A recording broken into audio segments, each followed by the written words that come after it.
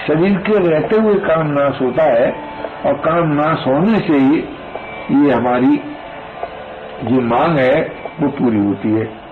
अब इस संबंध में किसी को कोई विकल्प होता हो, समझ में न आया हो, कठिन मालूम होता हो तो प्रश्न करो। तो हमारे सामने है काम का नाश करना, और काम का अर्थ क्या है इस पर विचार करें। कर्तव्य को काम नहीं कहते। काम का अर्थ है वस्तुओं का, व्यक्तियों का, परिस्थितियों का, अवस्थाओं का आकर्षण। उसका आकर्षण जिसकी स्वतंत्र स्थिति नहीं है उसको काम कहते हैं। काम माने उसका आकर्षण जिसकी स्वतंत्र स्थिति नहीं है। स्वतंत्र स्थिति किसकी नहीं है भैया? विचार करके देखो। न शरीर की स्वतंत्र स्थिति है, न संसार की स्वतंत्र स्थिति है। ये बात समझ में आती है? आती है। अगर ये बात समझ में आती है तो स्वतंत्र स्थिति केवल एकमात्र जिसकी है उसी को भक्तों ने भगवान कहा है, उसी को जिज्ञासुओं ने तत्वज्ञान कहा है, उसी को किसी ने परमात्मा कहा है। तो परमात्मा की स्वतंत्र स्थिति है, तत्वज्ञान की स्वतंत्र स्थिति है, चिर शांति की स्वतंत्र स्थिति है, जीवन मुक्ति की स्वतंत्र स्थिति है, भक्ति की स्वतंत्र स्थिति है। तो शांति, मुक्ति और भक्ति इसकी स्वतंत्र स्थिति है, तो यही हम सबको प्राप्त होता है। देखो, शांति का अर्थ ये नहीं है कि प्रतिकूलता आने पर हम भयभीत हो जाए। ये शांति का अर्थ नहीं है। जब शांति प्राप्त हो जाती है तो प्रतिकूलता होने पर भयभीत नहीं होते, अपितु उसके सदुपयोग का बोध हो जाता है। ये नियम ही है। ऐसे ही जब अनुकूलता आती है तो उसमें फंस जाए, वो शांति नहीं है, वो सुख है। सदुपयोग की भी हमको बोध हो जाए, कैसे सुख का सदुपयोग कैसे किया जाए, दुख का सदुपयोग कैसे किया जाए, ये बात साधक के सामने रहती है।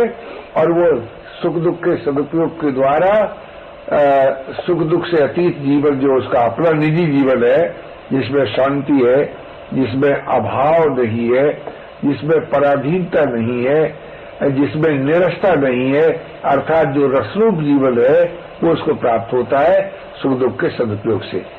अगर ये बात आप मान लेते हैं और सदा के लिए मान लेते हैं और दृढ़ता के साथ मान लेते हैं तो दुख भी आपके लिए सामग्री है, सुख भी आपके लिए सामग्री। यही अमर जीवन। ये यही अमर जीवन नहीं, उसका फल अमर जीवन है। सुख दुख के सदुपयोग का फल अमर जीवन है। सुख दुख तो उपाय है ना, तो उपाय तो लक्ष्य नहीं ना होता है, उपाय को तो धारण किया जाता है। यानी सुख दुख का सदुपयोग हमको करना पड़ेगा, उसके परिणाम में जो जीवन मिलता है वो अमर जीवन है और उसी को जीवन कहते हैं। और उसका कभी नाश नहीं होता, वो नित्य प्राप्त है सभी को, लेकिन उसकी विस्मृति हो गई है। हमने अपने को सुख की दास्ता में, दुख के भय में आबद्ध करके दीनहीन मलिन बना लिया है।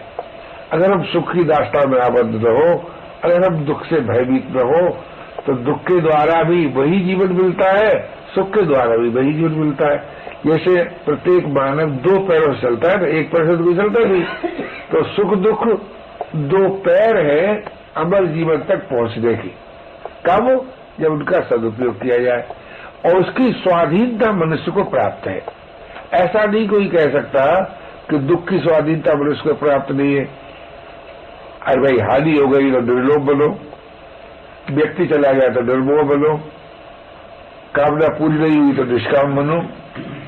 तो उसका उपयोग तो है, दुख का भी उपयोग है, सुख का भी सदुपयोग है। सुख है तो भाई किसी काम आओ,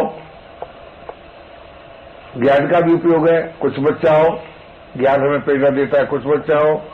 विश्वास का भी उपयोग है, प्रभु को अपना मानकर अपने में सोई हुई अखंड स्मृति जगाओ, प्रियता जगाओ। तो स्मृति, प्रियता, शांति, स्वाधीनता, ये सब अविनाशी तत्व है।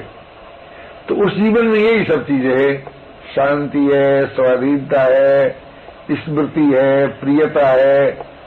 तो इस दृष्टि से देखा जाए कि ये जो साधना है यही अमर है, और साधना में चूंकि सत्ता जो होती है, क्यों अमर है कि साध्य की होती है, साधना में साध्य की सत्ता होती है। हमसे भूल क्या होती है कि हम अपनी भूल से असत को स्वीकार करके साधना के रहते हुए असाधन उत्पन्न कर लेते हैं, ये हमसे भूल होती है। जैसे सुख के रहते हुए भी शांति की मांग रहती है, ये नहीं है कि दुख में ही शांति की मांग रहती है। तो शांति की मांग भी रहती है, सुख का प्रलोभन भी रहता है। जब सुख का प्रलोभन रहता है तो हम उसका सबका सदुपयोग नहीं करते, सेवन खुद भोगने लगते हैं, तो दुख का भय पैदा उत्पन्न हो जाता है। फिर दुख के भय का भी सदुपयोग नहीं करते, त्याग नहीं अपनाते, तो फिर हम सदा के लिए भोग योनि में चले जाते हैं, दीर्घ काल के लिए, बहुत दिन के लिए। फिर कहीं प्रभु कृपा करे और मनुष्य योनि दे तो हम सुख की दास्ता, दुख के भय से मुक्त हो।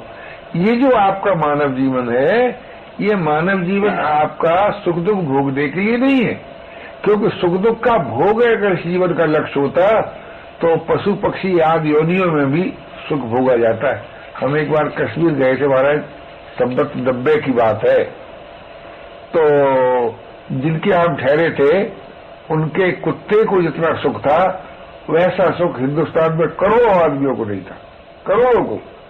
आप ताज्जुब करेंगे, बढ़िया से बढ़िया साबुन से नहलाया जाता था, और कमरे में बड़े सुंदर सुंदर मुलायम नमने बिछाए जाते थे उसके रहने के लिए, बड़ी सुंदर कुतिया रखी जाती थी उसके साथ। और महाराज उस सस्ते जमाने में वो कुत्ता 8 आने रोज की मलाई की बर्फ खाता था, और वो जो बगीचे सैर करने की जगह है मोटर बैठ के सैर करने जाता था। तो अगर मोटर में बहना, बगले में रहना, बच्चों को पैदा करना और रुचि पूर्वक भोजन करना, अगर यही हम इसी को हम जीवन मानते हैं तो इस जीवन के लिए मनुष्य होनी आवश्यक है क्या? क्या राय? कोई आवश्यक नहीं। सुख भोग के जीवन के लिए मनुष्य होनी आवश्यक नहीं है। तो अगर इस सत्य को हम मान लेते हैं और हमें जो मानव जीवन मिला है, तो मानव जीवन हमको ये प्रेरणा देता है कि भाई परिस्थिति के अनुसार हमारे विकास के लिए सुख भी आएगा, दुख भी आएंगी दोनों चीजें। और ये कोई हमारी जीवन में आती हो ऐसी बात नहीं है। हमने तो नहीं देखा कि कोई आदमी ये कहे कि हमारे जीवन में केवल सुख आया दुख नहीं आया, या केवल दुख आया सुख नहीं आया। सुख भी आएगा, दुख भी आएगा। हम मानव हैं, हम साधक हैं, साधक होने के नाते हमें सजगता पूर्वक सुख दुख का उपयोग करना है। सुख दुख के उपयोग से ही सुख दुख से अतीत अविनाशी स्वाधीन रसरूप जीवन मिलता है। अगर ये बात आपको समझ में आती हो, ठीक बैठती हो, तो शरीर के रहते हुए भगवत प्रेम की प्राप्ति होती है, शरीर के रहते हुए जीवन मुक्ति की प्राप्ति होती है, शरीर के रहते हुए चिर शांति की प्राप्ति होती है। चिर शांति भी अविनाशी तत्व है, जीवन मुक्ति भी अविनाशी तत्व है, भगवत प्रेम भी अविनाशी तत्व है। शांति का जो रस है उससे जीवन मुक्ति का रस बढ़िया है, मुक्ति का जो रस है उससे भक्ति का रस बढ़िया है। क्यों? शांति के रस में दुख का प्रवेश नहीं होता, और मुक्ति का रस अखंड रहता है, किंतु भक्ति का रस अनंत रहता है। इसलिए इन तीनों में एक ही तत्व है, एक ही सत्ता है। रस के भेद से शांति, मुक्ति और भक्ति 3 शब्द बताए गए। अथवा यो समझो कि मुक्ति अपने लिए उपयोगी, भक्ति प्रभु के लिए, शांति जगत के लिए। अब तुम कितने सुंदर हो, अब मनुष्य होने के नाते तुम कितने सुंदर हो कि तुम जगत के लिए भी उपयोगी और अपने लिए भी उपयोगी और प्रभु के लिए भी उपयोगी। इस दृष्टि से इस मानव जीवन का बड़ा महत्व बताया है। लेकिन बड़े दुख के साथ कहना पड़ता है कि जब मानव सत्य का संग नहीं करता तो पशुओं से भी नीचा हो जाता है, बिल्कुल गिर जाता है। और अगर सुख दुख का सदुपयोग करता है तो इंद्र से भी नीचा हो जाता है। ये आपके जीवन की महिमा है। इसलिए शरीर रहे तो क्या और जाए तो क्या, उससे कोई खास अंतर नहीं पड़ता। जब तक है तब तक है ही, उसका सदुपयोग करो। शरीर माने क्या? एक प्रकार की सामर्थ्य। और क्या है बोलो? शरीर से कुछ कर सकते हो। क्यों भाई? और कोई शरीर की परिभाषा है? इस बात को स्वामी जी भूल जाते हैं। शरीर सत्व देखो, भूल जाते हो तो उसके लिए प्रायश्चित करो, दुखी हो, सत्संग करो। भूल जाना तो सिद्धांत वही है ना। भूल जाना कोई अनिवार्य अंग नहीं, तो आपकी अपनी भूल है। मैं ये निवेदन कर रहा हूं आपसे कि इस बात पर जरा गौर कीजिए कि शरीर माने एक प्रकार की सामर्थ्य। जैसे तुम्हारे पास शरीर है तो थोड़ी गौ की सेवा कर सकते हो जी। शरीर हो तो गौ की सेवा कर सकते थे क्या? सूक्ष्म शरीर है तो सभी के लिए सद्भाव रख सकते हो। कारण शरीर है तो निर्विकल्प स्थिति में पहुंच सकते हो। इस तरह से शरीरों के उपयोग से हम कुछ कर सकते हैं, और करने का जो संबंध है वो लोक के साथ है। लोक की सेवा करो भाई। तो शरीर है संसार रूपी वाटिका की सेवा सामग्री। शरीर अपने लिए नहीं है। हमसे सबसे बड़ी भूल ये होती है कि हम शरीर को अपने लिए मान लेते। अपने लिए शरीर कभी काम नहीं आएगा। देखो, जिसको साधन कहते हैं, जिसको भजन कहते हैं, वो शरीर धर्म नहीं है। मनुष्य का स्वधर्म है साधन भजन। कैसे? साधन किसे कहते हैं भाई? मन वाणी कर्म से बुराई रहित हो गए, साधन हो गया। साधन से आदमी भला होता है। भजन किसे कहते हैं? प्रीत जागृत हो गई, भजन हो गया। प्रीत की जागृति भजन कहलाता है। सर्वांश में बुराई रहित होना साधन कहलाता है। साधन में का स्वरूप है निर्विकारता, जीव मुक्ति, साधना, ये साधना है। और प्रेम से रसरूप जीवन की प्राप्ति होती है। प्रेम प्रभु के लिए रसरूप है, प्रभु के काम आने के लिए प्रेम है। प्रेम से ही प्रभु को प्रसन्नता होगी, और भैया जीवन मुक्ति से ही तुमको प्रसन्नता होगी, और उदारता से ही जगत को प्रसन्नता होगी। तो ये तो शरीर धर्म नहीं है। उदारता भी शरीर धर्म नहीं है, जीवन मुक्ति भी शरीर धर्म नहीं है, प्रेम भी शरीर धर्म नहीं है। ये तो मनुष्य का अपना स्वधर्म है। तो मनुष्य का स्वस्वरूप भी यही है, उदारता, स्वाधीनता और प्रेम। प्राप्ति कैसे होती है भैया? विश्राम से, आचार से और आत्मीयता से। विश्राम से, आचार से और आत्मीयता से।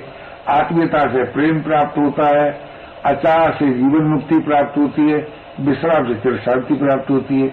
विश्राम कैसे प्राप्त होता है? सेवा से, त्याग से। और तुम्हें विश्राम का उपाय है नहीं। सेवा करो अथवा त्याग करो। तो सेवा और त्याग से विश्राम मिलता है, विश्राम से योग मिलता है, योग में ही बोध होता है, बोध में ही प्रेम होता है। तो इस तरह से हम और आप साधना से अभिन्न होते हैं। मनुष्य का एक नाम साधक है। साधक का सत्संग स्वधर्म है। सत्संग से ही मनुष्य को साधना प्राप्त होती है, चाहे वो शांति के रूप में प्राप्त हो, चाहे वो मुक्ति के रूप में, चाहे वो भक्ति के रूप में, चाहे वो सेवा के रूप में, चाहे वो त्याग के रूप में, चाहे वो प्रेम के रूप में। ये साधना ही मनुष्य को प्राप्त होती है। सेवा, त्याग, प्रेम ही मनुष्य का मूल विकास का मूल मंत्र है। अगर ये मंत्र आपको जच जाए तो सद्भाव सभी के प्रति रखो, यथाशक्ति शरीर से किसी न किसी को सहयोग देते रहो, बिना किसी प्रयोजन के। ये नहीं कि जब मेरी बात चलेगी तब मैं सेवा करूंगा, अगर प्रबंधक मेरी बात नहीं मानते हैं तो मैं सेवा नहीं करूंगा। सोचो भाई, तो तुम सेवा नहीं कर पाओगे। तुम अपनी बात बना के अपने अहम की पूजा करोगे। हाँ, अपना विचार प्रकट कर सकते हो कि मेरी समझ में अगर आप बात लोगों को जचे तो ऐसा सोचिए। अगर वो विचार सत्य है तो दूसरे को जरूर जचेगा। आज नहीं जीतेगा, कल जीतेगा, कल नहीं जीतेगा, परसों जीतेगा, जीतेगा जरूर। इसलिए भाई सेवा करो जिसके बिना प्रयोजन के, हाँ एक प्रयोजन सेवा से सिद्ध हो जाएगा कि तुमने जो करने का राग है, जैसे मुझे बोलने का राग है तो सेवा भाव से बोलने का राग निवृत्त हो जाएगा।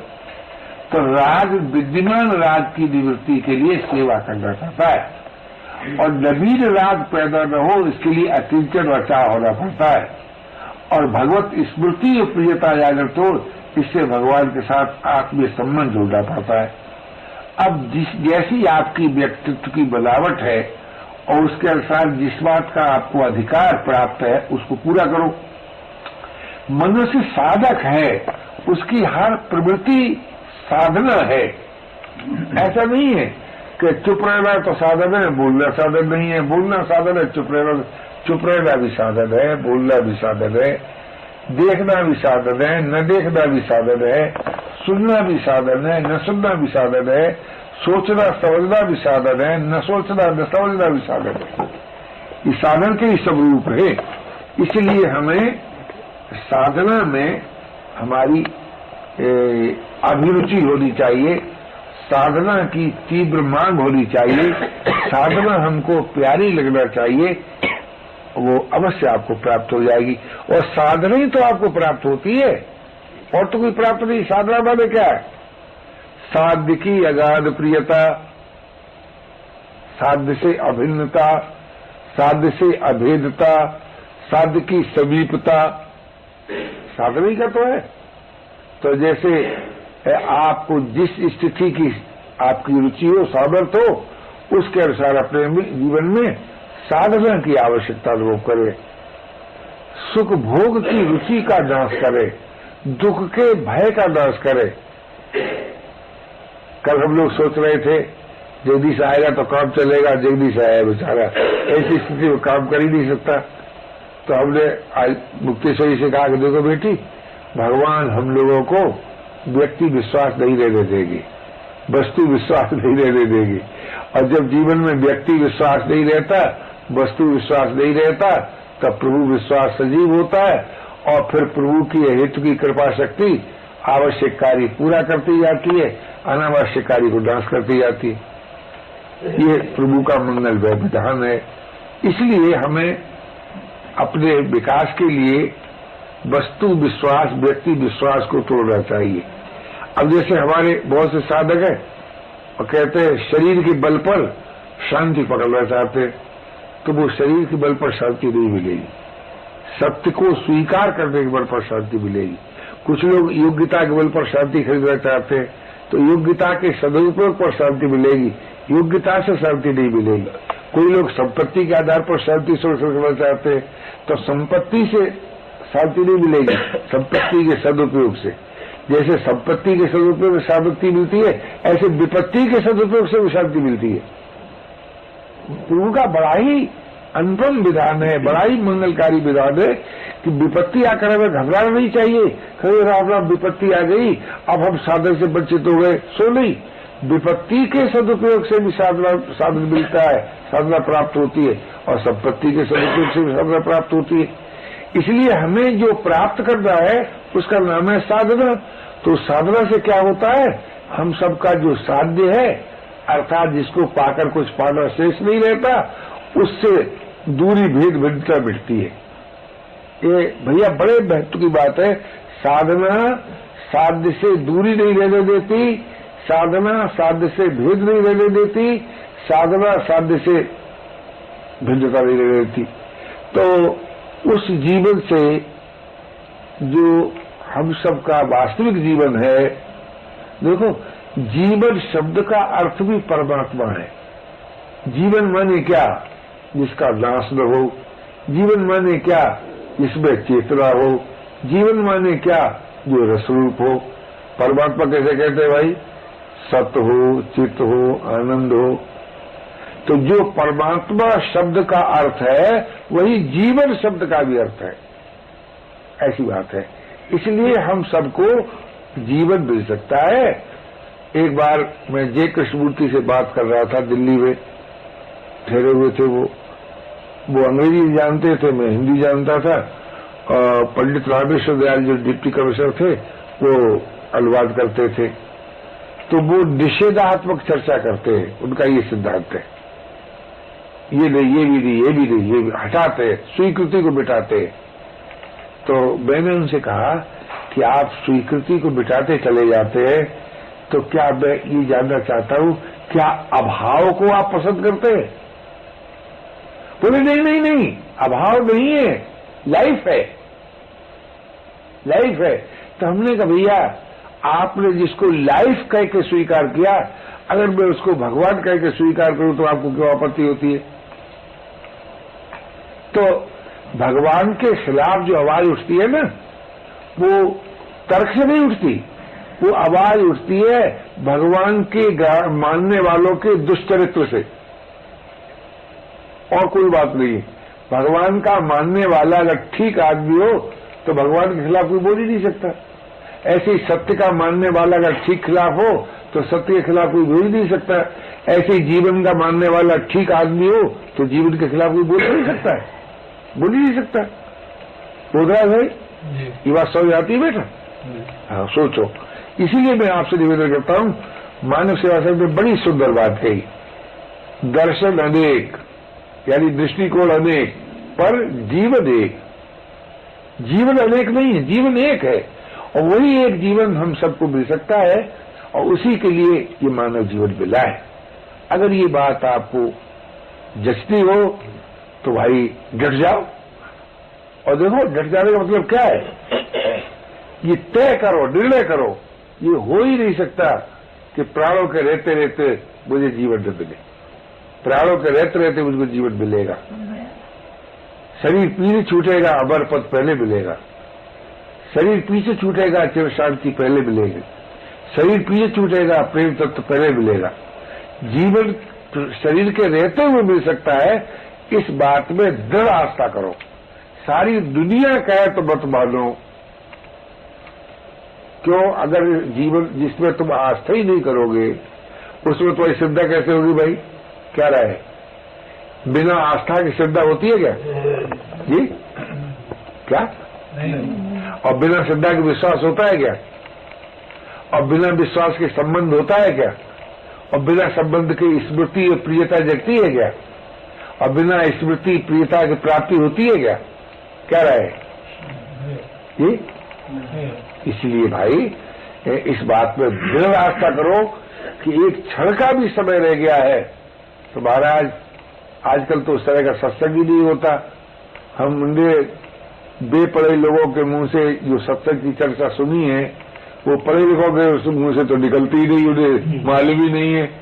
बेपढ़े लोग कहा करते थे देहात में, गांवों में, अरे भाई फूल के तोड़ने में देर लगती है, बोध की प्राप्ति में देर नहीं लगती।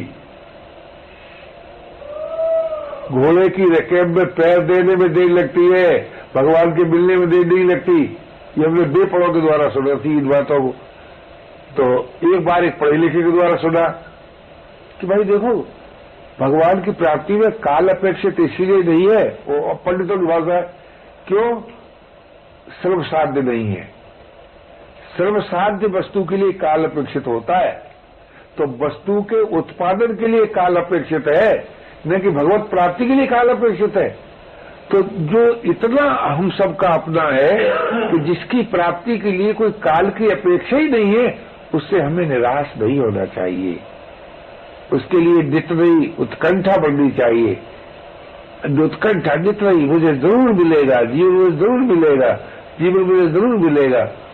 महाराज, ये उत्कंठा जो है इसमें बड़ी शक्ति है, इसमें बड़ी ताकत है। तो इसलिए भाई निराश नहीं होना चाहिए, और अनेक बातों को नहीं अपने जीवन में रखना चाहिए, अनेक बातें सुनना चाहिए, उसमें से जो बात अपने को अच्छी लगे उसको मानना चाहिए। क्यों? कोई आज पढ़ा लिखा आदमी हमको धमका देगा, डांट देगा और कह देगा अनेक जन्म संसिद्धि तत्व परागति, अनेक जन्मों में परागति होती है। अरे भाई, तुम्हारे पास चिट्ठी लिख के आई है कि पहला जन्म है कि अंतिम जन्म है जी? ये लिखी तो है भाई। इसीलिए मैं आपसे निवेदन करता हूं कि जो भोले भाले तबीयत के लोग हैं, जो सरल विश्वासी है, जो सहज विवेकी है, उनको जितनी जल्दी सफलता होती है वो ज्यादा पढ़े लिखों को देर लगती है। आप विचार करके देखो, हम लोग पूर्ववासी के दे रहे, चलो गंगा नहाया है, तो हम लोग भिखारी लोग जब गंगा नहाने जाते हैं तो गंगा भी नहाते हैं और पूरी मिठाई भी मिलती है, लेकिन सेठ साहूकार को कुछ मिलता है कि देना पड़ता है? देना पड़ता है।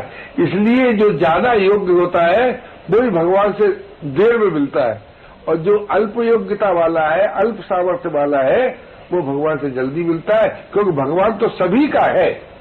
अगर अल्प सामर्थ्य वालों का न होता और विशेष सामर्थ्य वालों का होता तो हमें सामर्थ्य के लिए चिंता करनी चाहिए थी। अवध किशोर, ये सुन रहा बेटा?